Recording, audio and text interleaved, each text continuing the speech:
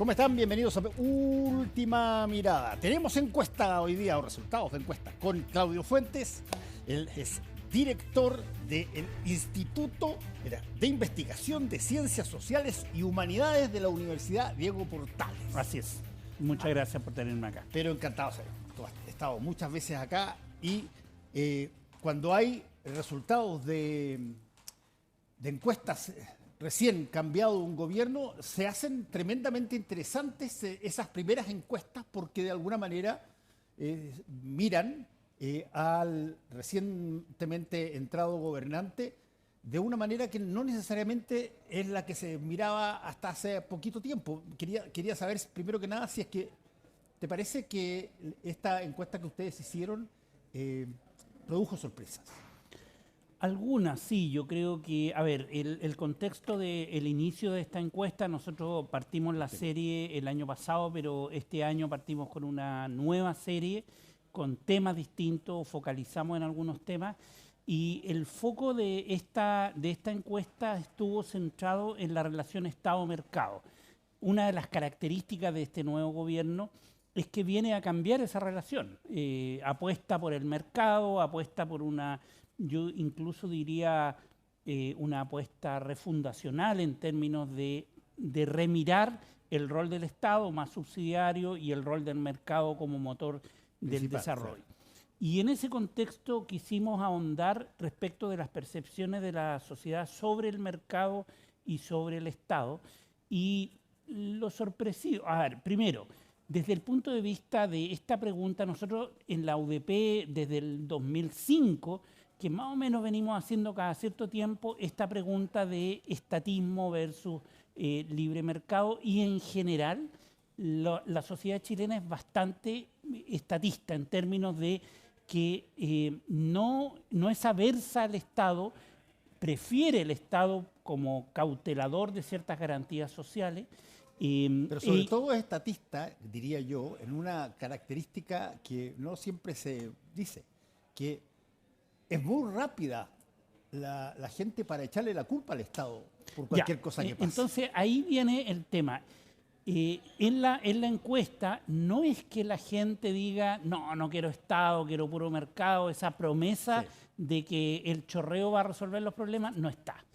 Pero sí está lo que tú planteas respecto de quiero un Estado eficaz, quiero un Estado que me haga un delivery, una entrega eficiente a mis necesidades. Ese es el punto central y en eso el gobierno yo creo que le apunta respecto a esa dimensión, pero no respecto de perder garantías. Por ejemplo, garantías de lo clásico, pensiones, salud, educación, claro. Eso está muy intocable. Entonces ese es un primer elemento. Lo que más me llamó la atención de la encuesta, que después vamos a revisar en detalle, cuadros, tiene que ver más que nada con los timings, con la sociedad le da más tiempo para el cumplimiento de la promesa al gobierno de lo que yo pensaba, ¿sí? O de lo que en general se piensa. Ahora, eso hasta cierto punto me parece que es interesante, porque ahogar a un gobierno que acaba de entrar con una presión muy grande sobre resuélvame los problemas inmediatamente y todo, es algo que ningún gobierno, no importa cuál sea su signo, lo pueda llegar a tener. Que eventualmente haya una cierta calma inicial para que el gobierno pueda mostrar lo que tiene, me parece, por lo menos, independientemente del signo del gobierno, me parece que es algo útil. Totalmente, y yo creo que ahí la pregunta era que el gobierno sembró una expectativa de que en 90 días, todo este tema de el conteo, el que voy a resolver rápido todo esto, eso la gente no lo cree. O sea, solo el 8% señala que el gobierno tiene que cumplir su promesa en los primeros 6 meses, pero la mayoría le da entre 1 año y 2 años. Claro. Entonces, hay cerca de un 60% que le da hasta 2 años para que cumpla sus promesas. Entonces, ese sentido de que esta cosa no va a andar rápido está mucho más en la sociedad que en las autoridades de gobierno. Mira, la primera lámina que tenemos pregunta algo que debe ser riesgoso preguntar, porque el gobierno está, digámoslo así técnicamente, recién instalado. Y por lo tanto que se le pregunte cómo usted pensaba, cómo sería el gobierno de José Antonio Kast. Usted diría que este gobierno ha sido, y ahí tenemos el peor que lo que se pensaba, tal como pensaba, mejor de lo que se pensaba. Sí, mira, ahí el 45 está bien dividido, ¿ah? Sí. Tal como pensaba 43 y peor 45. Sin embargo, lo importante es el cruce que está ahí, a lo mejor los televidentes no ven tan bien, pero yo les voy a ayudar. Ahí hay un tema, un cruce fundamental, A ver. que es en relación a por quién votó. ¿Por qué? Porque si uno piensa mejor de lo que pensaba y votaste por Kast, es lo natural. Sí. Y por lo tanto, de esos, mejor de lo que pensaban, que votaron por Kast, el 22% dice que lo ha hecho mejor de lo que pensaba. De los que votaron por Kast, Sí. de los que autodeclaran que votaron por Kast. O sea, en una encuesta tú vas y dices, yo voté por Kast y creo que está mejor de lo que pensaba, 22. Tal como lo pensaba, 50%. Pero hay un 30% que dice que votó por Kast o que declara haber votado por Kast y que dice peor de lo que pensaba. Entonces hay un 30% del votante de derecha que votó por Kast que dice esto está peor. Entonces hay un desencanto dentro de las filas. Yo creo que ese es el dato porque el resto, el que votó por Jara, obviamente el 62% piensa que lo ha hecho peor. O sea, es esperable. Pero el que alguien de derecha que dice que votó por Kast y que dice que lo está haciendo peor es porque está perdiendo su propio base electoral. Ahora, dime una cosa ahí, Claudio. Tú has hecho muchas encuestas y ¿cuáles son los elementos más importantes que la ciudadanía tiene para poder contestar una cosa u otra? ¿Es lo económico? ¿Es la seguridad? ¿Cuáles son las cosas que realmente influyen en cómo se contesta? A ver, desde el punto de vista, yo creo que hay tres determinantes que son muy relevantes. El primero es la ideológica, todavía pesa, hay todavía un pesa, 60, 70%. Gente que es de derecha, porque piensa. Gente que o piensa que es de izquierda, derecha o que claro. piensa que es de izquierda, es todavía relevante. 60, 70% de los encuestados, muy dominante en las respuestas es la posición política. Okay. Segundo, la seguridad. O sea, el sentir temor, el sentirse inseguro, está determinando muchas de las respuestas. Y eso lo hemos visto desde el año pasado en las encuestas, en la serie de encuestas, que es una variable que interviene y la sensación de temor es relevante. Y la tercera es el tema del económico, el sentirse apretado, el Claro. no llegar a fin de mes, toda esta sensación de incertidumbre económica es también una determinante importante. En la siguiente lámina, la número 2, se hace exactamente esa pregunta. ¿Cuáles son los 3 problemas más urgentes que debiera resolver el gobierno hoy? Y dice, seleccione exactamente 3. Nada más, 3. ¿Y la respuesta? ¿Cuáles son? En primer lugar, y lejos, casi el 60%, reducir la delincuencia. Segundo, reducir el alza de precios, que tiene que ver con la situación de los combustibles. Y tercero, reducir el desempleo. Es decir, ahí es súper interesante. ¿Por qué? Porque la élite política y comunicacional, etcétera, las élites, ¿qué han discutido en los primeros 3 meses? La economía. Sí. El eje ha estado en la economía. A la seguridad se le dio poca relevancia, se improvisó mucho y sin embargo a la ciudadanía lo que hoy día más le importa no es tanto la economía, le importa, sí, aparece como relevante, pero la delincuencia está por lejos. Entonces, en el sustrato del debate político yo creo que se dejó de considerar a la delincuencia cuando en la opinión pública todavía es muy relevante ese elemento. Entonces yo creo que ahí hay una disonancia entre las prioridades políticas, legislativas, etcétera, y las prioridades de la ciudadanía. Ahora, convengamos también una cosa. Yo lo he dicho antes. En la inseguridad no solamente ha pasado, sino que cuando hay situaciones de temas delincuenciales, de pronto hay instituciones políticas que invierten en la inseguridad, que sacan todo el tiempo, hablan todo solamente de ese tema. Y lo que sí se nota es que la gente en Chile tiene metida adentro el tema de la seguridad como relevante absoluto. Totalmente. Que no se había visto así, por lo menos yo no me acuerdo. No, totalmente. Y por eso yo te decía que... En época democrática no me acuerdo de que se haya visto una cosa así, de esta manera. Y por eso el temor de la gente se convirtió no en un tema así como otros temas, así como educación, no, se convierte en una variable que determina opiniones de la gente. Y hay que hacer un doble clic ahí. Mujeres. Las mujeres sienten significativamente más temor que los hombres. Y las políticas públicas no hacen esa discriminación. Yo creo que hay un desafío para las autoridades de gobierno. A pesar de que hay un ministerio ad hoc para hacer todo ese tipo de cosas. Claro, pero si tú te fíjate en las políticas públicas. ¿Quién hace la política pública de seguridad? Es el Ministerio de Seguridad Pública, no es el Ministerio de la Mujer. Y hay una sensación de inseguridad significativamente más relevante en las mujeres más que en los hombres. Y eso es natural, las mujeres están en el mercado laboral ahora, tienen que dejar a los niños, se preocupan de eso, son multitasking. Entonces ahí hay un desafío de política pública enorme que ningún gobierno ha querido tomar. La página 3 tiene una pregunta que yo la encuentro realmente buena. Escuchen esta. Si el presidente Kast pudiera cumplir solo una de las metas anunciadas esta semana en la cuenta pública, ¿cuál de todas las metas usted elegiría para que se cumpliera? Y una vez más llegamos a reducir la delincuencia de forma visible. Me parece muy interesante la forma en que se estableció esa pregunta, claro, porque la delincuencia de forma visible significa que tú tienes que percibir que bajó la delincuencia. No es algo que te lo dicen en un discurso, no, tú tienes que sentirlo. Fíjate que el ministro de Arrao hoy día sale al metro de Santiago y ¿qué dice? Yo quiero resolver el problema del temor de la gente subjetivo.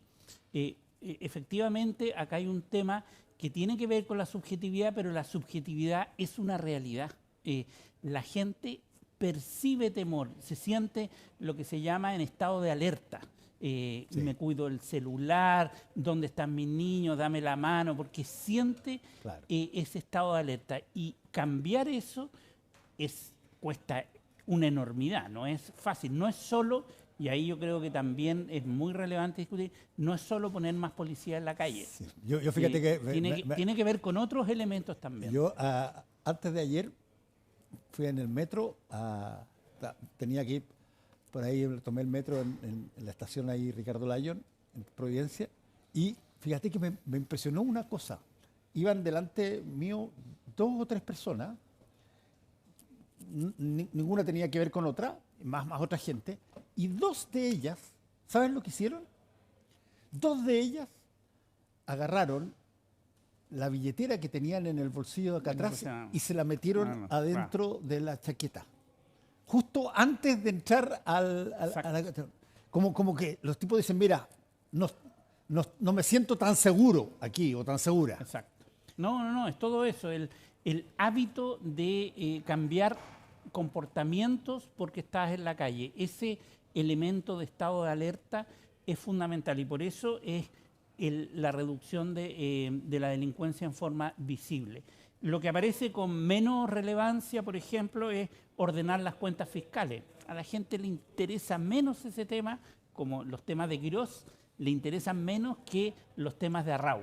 Y por eso yo creo que le fue muy mal al gobierno en los primeros 3 meses porque no se preocupó de los temas de la gente. Veamos la cuarta, que dice... ¿En qué medida el alza general de precios ha afectado la situación económica de su hogar? Y aquí vamos a un poco esta mezcla donde tú tienes el problema de la inseguridad, tienes este tipo de cosas que se demora, pero de repente se mete una variable económica entre medio, el alza de precios producto, por ejemplo, por la situación de la benzina y todo lo demás, y eso te cambia totalmente el cuadro. Claro. Yo quisiera combinar esta con con la conversación sobre inseguridades, porque en la percepción ciudadana del individuo, no es que tú tengas como cajitas y que hable, me preocupa la seguridad pública, delincuencia, etcétera, me preocupa conseguir un trabajo. No, la inseguridad es una emoción, es Claro. un sentimiento que es más integral. Entonces, si yo no tengo pega, si yo tengo doble trabajo, si yo no tengo cómo pagar la cuenta, yo estoy en un estado de inseguridad. Llámese inseguridad económica, laboral, emocional, psicológica, etcétera. Y ese estado es mucho más complejo y por lo tanto yo creo que un impacto muy fuerte fue precisamente el tema de los precios. ¿Por qué? Porque afectó directamente a Claro. los bolsillos, llegar a fin de mes, pagar la deuda, y eso tiene una repercusión muy grande en el sentido de preocupación. Preguntamos la emoción más recurrente hoy día, el estado emocional, y son más bien negativas y se asocian con preocupación. Esa es la primera emoción que se te viene a la cabeza. Y el quinto cuadro, que es el último que tenemos, en comparación con hace 6 meses, ¿cómo está la situación económica de su hogar hoy? Claro, y acá viene de nuevo la percepción negativa, es decir, no hay mucho optimismo sobre el futuro. Esto también es tomado por otras encuestas, la misma encuesta CEP, la encuesta Pulso Ciudadano, que la percepción futura se ve un poco no tan promisoria, en general una mayoría siente que hoy día estoy peor que hace 6 meses. Oye, ¿qué tanto influye en una respuesta sobre este tipo de pregunta lo que tú ves que está pasando en el mundo? Es decir, donde tú dices, a ver, eh, si es que llega un nuevo gobierno que es de otro signo político, se puede aliar con países que más o menos son poderosos, grandes, y hacer una serie de planes y hacer una cantidad enorme de proyectos, pero cuando está la cosa muy crispada, en una de esas tú no ves mucho más que más de lo mismo. Sí, a ver, yo creo que en general la opinión pública no está tan conectada con lo que está pasando en el mundo, o sea, y tampoco le interesa mucho. Recuerda tú que el nivel de lectoría, el nivel de información en Chile es relativamente baja, no es muy alta, y por lo tanto este ciudadano informado, etcétera, no, están en el día a día, en lo cotidiano, evitan ver noticias, salvo algunas cosas muy grandes como la guerra. O sea, yo creo que el conflicto Irán, Estados Unidos, Israel, sí, porque tiene un impacto directo en el bolsillo. Semana a semana tú ves si subió o no subió el precio de la benzina. Entonces, yo creo que ahí a lo mejor hay cierto nivel de atención, pero lo que pasó en Perú o en Colombia, etcétera, es más bien para una élite. En general no hay una conexión tan con las tendencias globales. Una de las cosas que hemos conversado con varios de los invitados últimamente ha sido, a ver, ¿cuál es la probabilidad de que un gobierno en Chile hoy pueda llevar adelante su programa si es que no recibe una, por último, mínima colaboración de la oposición? Ya, mira, ahí hay un punto importante. Me voy a salir de la encuesta del ICSO y voy a ir a la encuesta del CEP. En la encuesta del CEP se preguntó sobre la posibilidad de llegar a acuerdos. Y es interesante eso, porque en general la mayoría prefiere candidaturas que son más confrontacionales hoy día. Sin embargo, a la hora de preguntarle, ¿usted qué prefiere? ¿Alguien que llegue a acuerdo o alguien que no? La mayoría, 70%, 60%, dice, sí, yo quiero los acuerdos. Entonces, hay un elemento ahí. Y de hecho, en esa encuesta, en el CEP, se preguntó sobre al presidente Kast, cuán probable lo ve que llegue a acuerdos. Y la mayoría piensa que no. Entonces, yo creo que ahí sí hay un elemento de valoración de llegar a grandes acuerdos. Y por eso yo creo que en la discusión de la mega reforma, esta discusión de, tengo un solo voto, Sí. es crucial, porque no es solamente obtener el triunfo legislativo, es obtener la legitimidad social y política para avanzar cierto tipo de plan de reforma. Ese es el elemento central. Y los datos lo que te muestran es que la gente está a la espera. Está esperando ver cómo se resuelve el conflicto político, porque es distinto tener un mega acuerdo en donde tú cedes algo pero logras darte la mano, que una postura es que ahí en donde hay un punto, Claudio, yo te maté. Ahí hay un punto, Claudio, que es bien interesante. Históricamente, y lo recordarás tú porque lo hemos conversado miles de veces acá, era una especie de casi axioma obligatorio de que tú tenías que medir por los primeros 100 días. ¿Te acuerdas tú? En los primeros 100 días, los primeros 100 días. Y la verdad es que yo por lo menos he conversado con miles de personas de distintos gobiernos y en los primeros 100 días es bastante poco no lo que se puede hacer, sino lo que la gente pueda ver que se hizo. Porque las obras se demoran, Sí. los cambios tienen su tiempo. Pero ¿cómo se mide hoy día a un gobierno? ¿Se sigue midiendo básicamente por lo que prometió? Buena pregunta, porque, por ejemplo, a Boric prometió un sinfín de cosas que no cumplió, cambió su programa después de la derrota del plebiscito, del primero, y cambió el programa, cambió el énfasis y hoy día se le está midiendo no por lo que prometió originalmente, sino que por sus realizaciones. ¿Qué obtuvo al final? ¿Qué obtuve yo en relación a este gobierno? Entonces, yo creo que efectivamente, más que un programa, lo que se está evaluando es la posibilidad de llegar a acuerdos, de sacar normas, de avanzar cierto tipo de políticas, y eso es lo que yo creo que va a ser valorado al final por la gente. Entonces, ¿hasta qué punto, por ejemplo, hay temas críticos que se van a evaluar? ¿Se tocaron al final los beneficios sociales o no? Yo creo que esa va a ser una medida muy clave para lo que viene del ciclo político Tú estás hablando del próximo año. en beneficios sociales, las cosas más importantes de todas, qué sé yo, pensión. Pensión, salud Salud. y educación. O sea, ahí se la juega el gobierno. En ver si el próximo año, con el debate sobre presupuesto, va a haber o no recortes a salud. Yo creo que salud es crítico porque tiene mucho impacto en la gente. Es un elemento crítico.